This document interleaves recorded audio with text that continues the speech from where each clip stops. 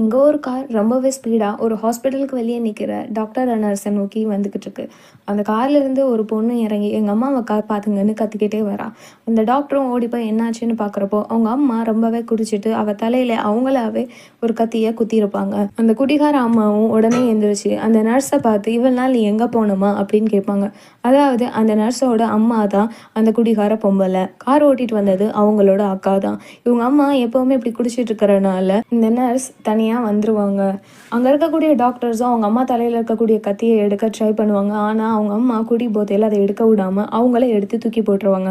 அடுத்த நாள் இவங்க அம்மா வார்டில் இருந்து வெளியே சுற்றிக்கிட்டு இருக்கிறத பார்த்துட்டு நீங்கள் இங்கே என்ன பண்ணுறீங்க அப்படின்னு கேட்குறா. அதுக்கு அவங்க அம்மாவும் குடி போதையில் இங்கே இருக்கிற பேஷண்ட்லாம் ரொம்ப பழசாகவே இருக்காங்க, நேற்று பார்த்த பேஷண்ட் தான் இன்றைக்கும் இருக்காங்க, யாருமே புதுசாக இல்லை, எனக்கு இங்கே இருக்கவே போர் அடிக்குது அப்படின்னு கேலியாக பதில் சொல்லுவாங்க.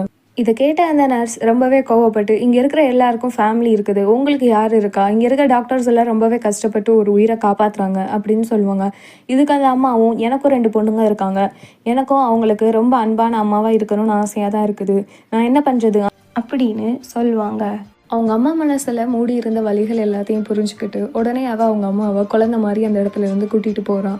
அடுத்த நாள் இவங்க அம்மா டிஸ்சார்ஜ் ஆனதும் இவங்க அக்கா கிட்ட இனிமேல் நானும் அம்மாவை பார்த்துப்பேன் அப்படின்னு சொல்கிறா.